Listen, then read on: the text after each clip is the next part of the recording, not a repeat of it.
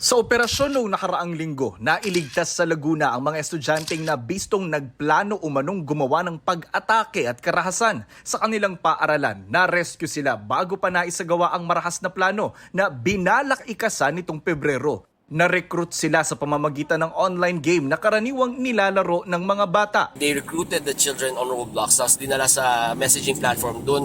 Doon binagsak yung mga videos, indoctrinating them, tsaka convincing them to commit terroristic acts.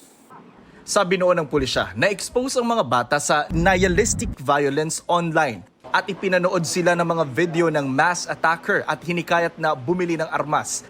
Sabi ng gobyerno, dapat na silang manghimasok dito dahil dito pinag-aaralan ng CICC o Cybercrime Investigation and Coordinating Center na iban o ipagbawal sa bansa ang Roblox. Lalo't sabi ng CICC, nagagamit din ito sa sexual predation, grooming at exploitation ng mga menor de edad.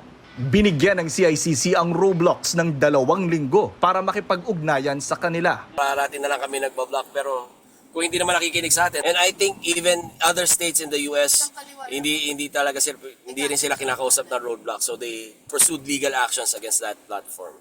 And we're getting yung mga feedback sa mga magulang. They're really pushing forward for the regulation, strict regulation of that particular gaming platform. If not, total blocking talaga ng platform. Ang cybercrime watchdog na Digital Pinoy, suportado ang ban na hindi naman daw may tuturing na censorship. Ito malinaw na accountability ito kasi merong corrective actions na ibinibigay at binibigyan po sila ng due process. Kaya malinaw po na hindi po ito censorship.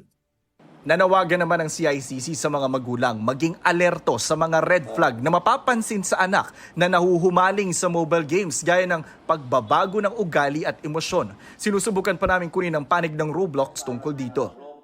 Itong unang balita, Jonathan Andal para sa GMA Integrated News. Igan, mauna ka sa mga balita, mag-subscribe na sa GMA Integrated News sa YouTube para sa iba't ibang ulat sa ating bansa.